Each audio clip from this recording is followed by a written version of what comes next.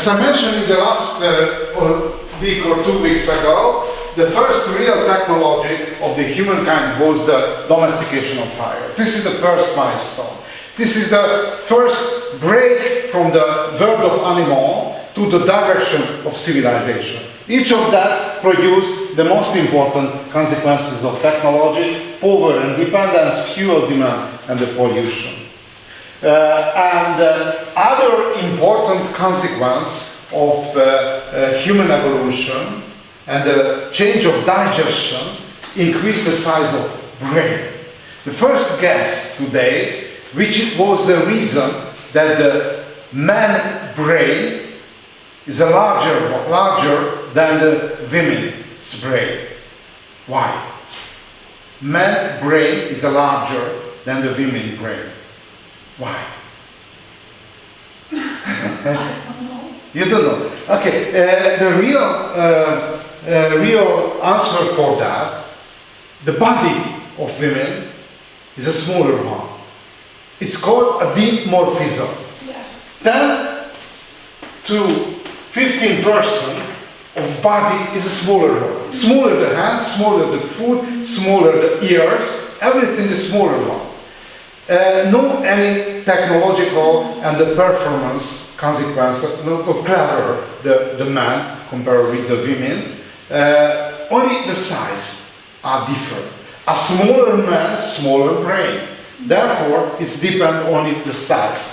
If we follow how change the size of brain volume, Homo erectus a little bit under 1000 milliliter or cubic centimeter, and we reached very near to the present time 1500 milliliter or cubic centimeter. And recently, I don't know why, decreased the size of brain. I don't know, not so large dimension, but a little bit in the modern time measure the size of brain and decrease the size. Okay, this is indicator, step by step from different human subspecies change the size of brain. The second milestone, a domestication of dog. It's very interesting story, domestication. The first animal which domesticated was the dog. I was very surprised when I read a book about domestication of fire. I was sure during my elementary and secondary school that the dog is a species. It's not true. A dog only a subspecies of wolf. I don't know why I didn't know, but you know the Chihuahua. The Chihuahua take beside a wolf. It's not evident, not obvious that contain to the same species.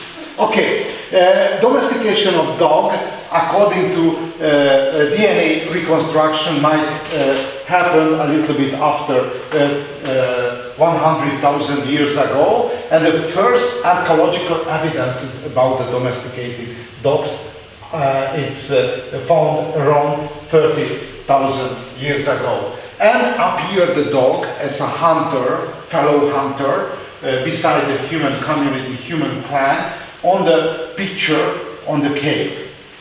There are a different story about how domesticated are early dogs. The first one, orphaned wolf cubs, killed the parents of the orphan wolf and socialized to the human community. And other one, it's probably not true in the case of dogs, but happened in the case of pigs, a self-domestication. Why? Did you met personally with the pigs? No? Pigs. Yeah. Okay, the pig is very clever. And according to archaeological reconstruction, the pig herds follow the human community. Why? Because for example, rest part of meals, it's edible for the pigs. A little bit the same situation with the wolves, because the stomach of wolves, dogs, more efficiently able to produce a digestion. I was very surprised, for example, did you have a dog? No? No, never. Okay, never. For example, the dogs ate the shit. Shit of birds, Oh, okay. shit of humans. Oh. Why? Because more efficient the stomach and able to use as a meal. Okay. It's very surprising, but Yeah. I remember we have a lot of large household with lot of animals, a chicken, a dogs, and I was very surprised that my dog is walking on the courtyard and stop each 1 meter and ate the shit of chicken. Oh. Very high sulfur content. It's a multivitamin. Multivitamin in the point of view of pigs or of dogs. Every dog makes that, or is that typical? It's typical behavior. Other one, it's lying on the shit. It's atavism because in the natural condition change the smell. Change the smell because the dogs and the wolves not on the top of the chain of consummation. Therefore, change the identity with help of lying on the sheet, for example. Okay, but it's not a direction of our lecture. It's ethological approach to the dogs. But this was the second milestone. Okay. Second milestone. Other one, which happened around 50,000 years ago, it's defined American anthropologist Jared Diamond, the Great Leap, the period of the Great Leap. What means the Great Leap? The Great Leap means around 50,000 years ago appeared a huge bank of innovation. Finally made tools, fishing, evidence of long distance trade, systematic use of body painting, pigments, jewelry, decoration of self-ornamentation, figurative arts, cave painting, petroglyphs, figurine, game playing for music and the burial. Something happened. It's a changing, it's deep changing period happened around 50,000 years ago. It's a great leap period. And very interesting, when reconstructed the DNA of human, identified each of human living on the earth came from 2 persons, one Eve and one Adam. But the weakness not the same than the biblical story, lived in different period. The Eve, which we are, which is our ancestor, lived around 140,000 years ago in Africa, and Adam lived around 60,000 years ago. But each of us, we are, according to DNA reconstruction, came from these 2 humans, one woman and one man. I don't know why, but recently, according to DNA reconstruction, this is the origin of human, one girl and one man. Good. But around 12,000 years ago, closed the period of Ice Age and changed basically our physical environment. The first indicator of climate change. In consequence of climate change, sea level changes. Why so important? Because on the time of long ice age, the level of global ocean 100 meters lower. And in consequence of warming, melted the huge ice-covered areas and increased the water level of global ocean. And changed the flora and fauna and geological and isostatic moving started. Okay, look at the story. This is the recent time, and this is the age of Pleistocene Ice Age. You can see, started the warming, and approximately we are somewhere here. I call your attention that before, in the warmer period of Ice Age, sometimes the climate was much warmer than recent. It's very interesting peculiarity. Other one, this is the sea level rise in the last 24,000 years ago. You can see the melting and the rising of water sea, it's happened step by step. Why? A huge quantity of ice cover is melted, dropped to the water and up at sea level. And the recent sea level reached approximately 6,000 years ago. Good. How changed the vegetation? On the time of Ice Age, the northern part covered by ice and compressed the vegetation and flora to the direction of equator. Obviously, after the warming, it's increased and occupied the northern area of flora and vegetation. Very interesting story, the Sahara. Did you visit in Northern Africa? No. You? I never, unfortunately. In Asia, only Turkey in Anatolia. Okay. In Anatolia and Africa never, unfortunately. But are you interested? But I am young and yeah, you can do it, of course. sometimes may happen. Yeah, that's really interesting. But very interesting the story. My brother regularly visited in Africa because he had some business in Gambia. Okay, but look at the story. This Sahara desert, historically, recently, is one of the driest regions of the earth. But very interesting, when close the Ice Age, the Pleistocene Ice Age, this area was a very fertile savanna with a lot of animals, elephants, giraffe, and gnu, a lot of animals. And here, in consequence of global warming, the size of this small lake decreased year by year. It's a Chad lake, Chad. Chad Lake, on the time, 10,000 years ago, was a similar inner sea like Black Sea recently.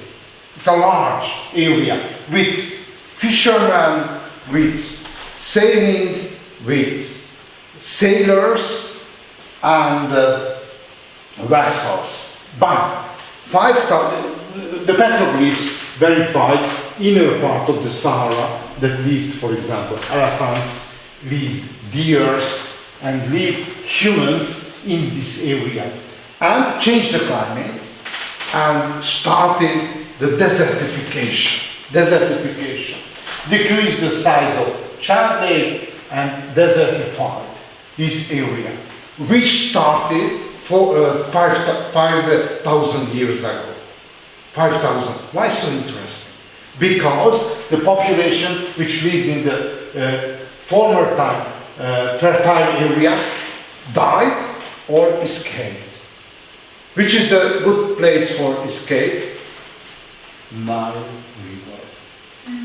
And the climate refugees offer a cheap workers for early Egyptian civilization. A little bit the same story started in Mesopotamia.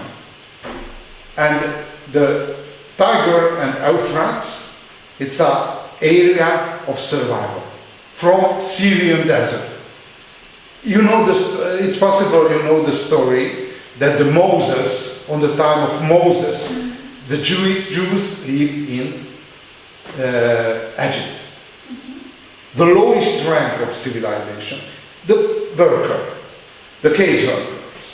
Because, in consequence of climate change, necessary to escape to the fertile areas of this Near East and African, which were the valley of rivers, the valley of great rivers. Good. Other consequence of closing of Ice Age, extinction of mammals. very important that mammals, large mammals, larger than 40 kilograms, disappeared from North America, South America, Australia, but very interesting that Europe, only 7 species disappeared. Why? Because living together with animals is new experience. New experience. You can see, for example, jump back. You can see that America disappeared majority of animals. Only bison and the bear, grizzly bear, the large animal which survived in Africa. Why? Because Europeans, jump back a little bit, Europeans on the time of wandering, first time left Africa. You can follow. This is Eurasia, Africa, and right to America. Approximately 40,000 years ago. And then arrived from Asia to America before approximately 40,000 years ago. No human, whole of the Americans, no human. Human were newcomers, new immigrants, but not alone. Arrived to northern and southern Africa with domesticated dogs. And the newcomers were very dangerous for the local ecosystem. Why? Because on that time, no any other form of preservation and conservation of environment, only the magical. That the human, you know the Lord of Rings movie, Lord of Rings. Yeah. Okay. It's a classical magical conservation of and environmental protection. Because imagine that there is for example, there is some magical deeds behind the forest, behind the mountain, and save the divine beings, natural environment. If somebody hurt the physical environment, punished by divine beings. For example, angels and the druids, so not important. Okay, but the newcomers no any imagination, therefore killed everything which possible. Moreover, the local animal didn't know that the human dangerous, and therefore didn't escape. Moreover, human who arrived from Asia to Americas brought with themselves a lot of virus, bacteria, and fungi. Not only on the body, but with the domesticated animals. And started epidemics, which decimated local animals. Therefore, in America, left only 2 large animals which survived the human, a bison and a bear, grizzly bear, no any other. And the smaller one, a llama, alpaca, vicuña, on the Central and Southern America, killed. But before the human, lived in America, camel, horses, lot of different bears, and the human is killed. You can see in Northern America, killed 33 mammal species from 45. In South America, 46 from 58. And in Australia, 50 to 60. In Europe, the local animal learned that the human is a dangerous animal and escape from that. Okay, its name Pleistocene overkilling. The same happened, for example, in Australia. When appeared the human, it's decreased and decimated the local mammals. happened the same in North America. It's named prehistoric overkilling. The same story in Africa, when increase the population, decrease the mammal. Australia, obviously, it's ecosystem collapse. North America, the same. Animals, mammals, large mammals disappeared, and the same happened much later in Madagascar, a small island beside the eastern coast of Africa.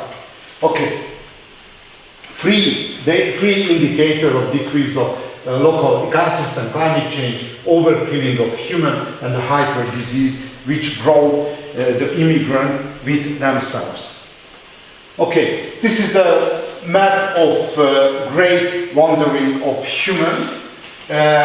On the time of great wandering, which happened around 40,000 years ago, a Bering Strait was a Bering land bridge, because the water level much lower on the time of Pleistocene Ice Age. And other interesting story, the early human how sailed to Australia, because from even the most western island wasn't able to see the coast of Australia. But two indicators help for the sailor who sailed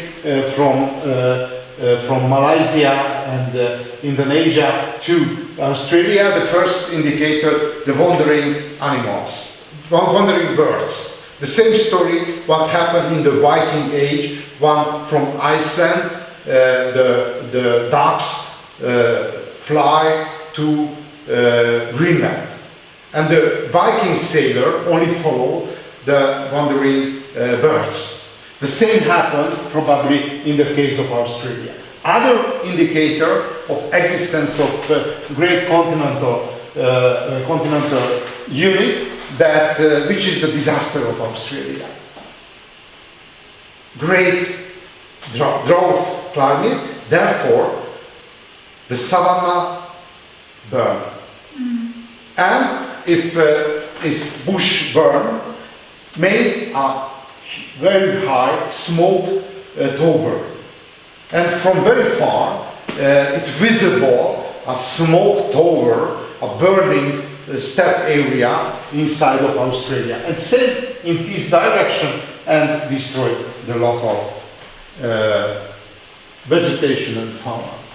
The great migration in the human history, the first one performed by Homo erectus, who domesticated the fire, and the second one, Homo sapiens. And migration to America and Australia is dated between 60 to 12,000 years. Okay, this is an animation about how transform a land bridge of Bering to Strait of Bering.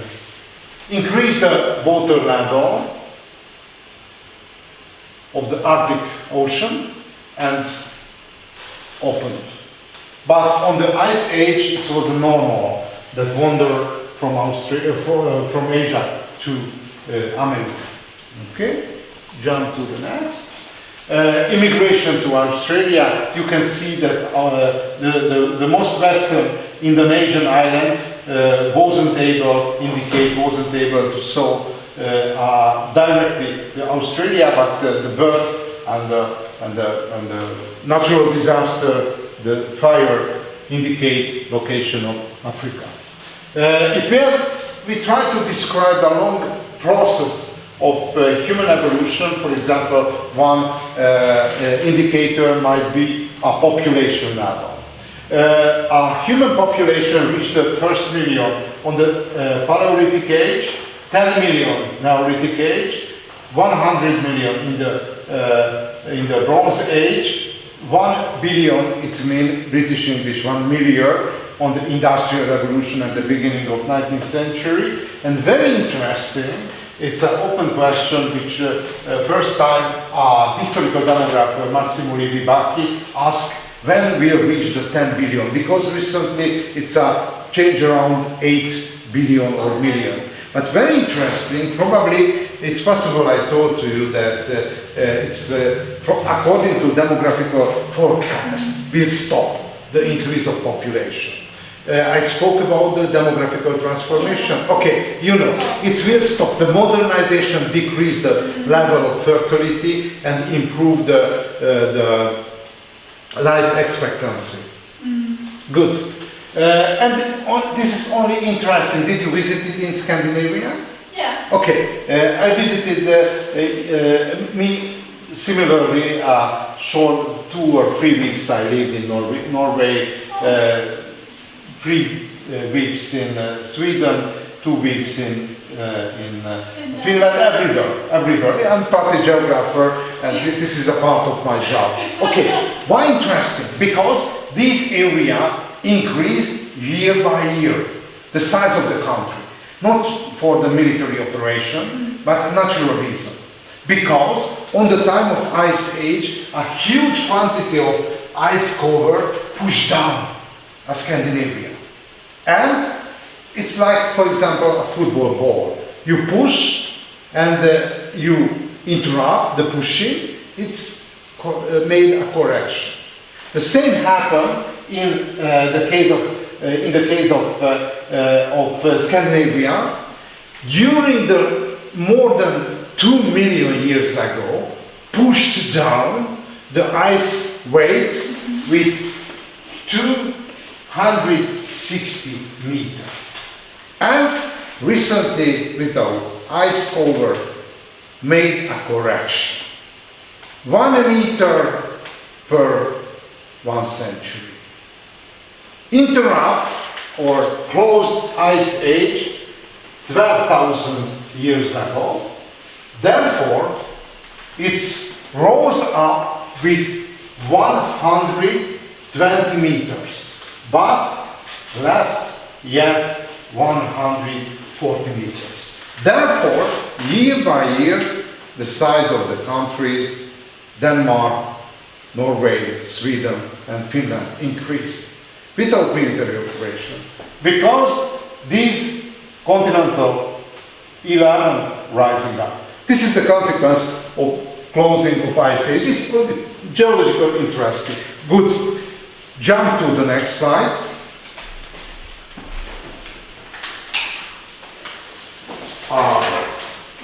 Agrarianization. The next milestone of the human civilization is agrarian revolution. Look at the agrarian revolution. Recently, in the scientific literature, is discussed which is the correct term for the agrarianization, agrarian revolution. Historically, in the 20th century, generally used agrarian revolution because transformed each element of life in consequence of domestication of plants and domestication of animals. But it's happened 1,000-year long period. It's not revolutionary. Therefore, in the modern literature, even use much better agrarianization. It's a longer process, longer procedure. Look at the story. If we try to understand the procedure of agrarianization, we can compare the different subsistence systems. Subsistence system generally used in environmental history, but we can define as agrarian system. The first one, a hunting gathering. It's, you know, a small herd like in the movie, wandering everywhere, gathering the edible plants and hunt the animals. The first one, a forest fallow. A forest fallow means burn down, for example, one part of the forest, and used as natural fertilizer, ash of the trees, and made some agrarian activity, and left this plot and turned back only 50 to 25 years later. Why important? Because the forest vegetation recovered. Because the fallow period fallow period, its interruption period, enough long for recovery of forest vegetation. In the next, the third phase of subsistence system, shorter the period of interruption of agrarian activity, therefore only the bush, smaller vegetation able to recover, and short fallow or rotation system, annual cropping and multi-cropping. But for us, the crucial question, the first step, why the hunter-gatherer moved to the direction of agrarian activity? Why? Because hunting-gathering, only walking on the forest, picking the edible fruits, it's very comfortable. Look at the agrarian civilization, working 6 days per week, necessary to make a benefit for priests and for noblemen. Not so comfortable. Moreover, look at one hunting-gathering community. Recently on the world, living 2 hunting-gathering communities. No more, only 2. The first one are Bushmen, you know, living in the Kalahari Desert. Other one are Inuits, Eskimos, in northern part of Atlantic Ocean. And very interesting, long before modernization, because the modernization decreased the natural physical environment for the old style of subsistence system. But in the 60s, not so globalized economy and commercial system existed. One American anthropologist, Richard Borsellino, you know which is the differences between ethnographer and the anthropologist? But first point of view is the same job. Looking the natural community described, but the difference is the methodology. Why? Because in the 19th century, when founded the anthropology, the methodology was, I am the researcher, and you are the target of my research. Separation. And the method of anthropologists, first step, walking to the library, read each information about the community, which, for example, I would like to analyze. The second step, I made a research plan and travel to the community and ask my question, turn back to my academic institute or university, and I write a study about the local traditional community. This is the 19th century style of analysis. Look at the anthropology. Anthropology founded in the 20th century. Basically different. The method of anthropologists living together. For example, at the Central European University, I had a friend, my fellow, Michael Stewart, graduated in the East Anglia University and decided we'll analyze in Hungary, I don't know why, in 70s, in the Cold War period, but decided would like to analyze the Hungarian gypsy communities. Arrived to Hungary with help of some fellowship and found a local rural gypsy community and moved to the one building and lived together for 3 years, a local community. And the first week would like to kill him, but later he became the godfather each of babies. Live together. And anthropology, living together. And no any precondition, only the experiences. The direct experiences speaking and the conclusion based to the direct experiences. And Richard Borsellino was an anthropologist. Lived together with the Bushman community. A Bushman named himself Kung. It's the same situation like in the Hungarian name themselves Magyar. Not the same, naming of themselves and named by foreigners different. Hungarian, Magyar. This is the same situation.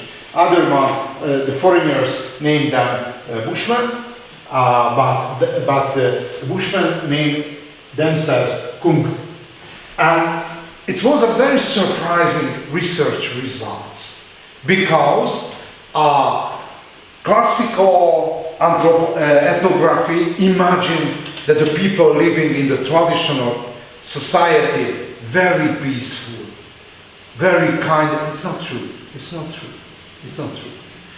My last guess today, in the modern society, for example, in Germany, how many percent of dead person, die for violence? For example, car accident, for example, criminal accident, how many percent? Not so much, I think. But you can tell. Really low. One number. One number.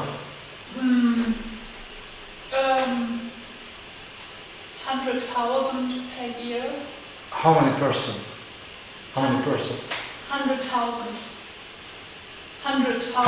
100? 1,000. 100 each? No, it's not possible.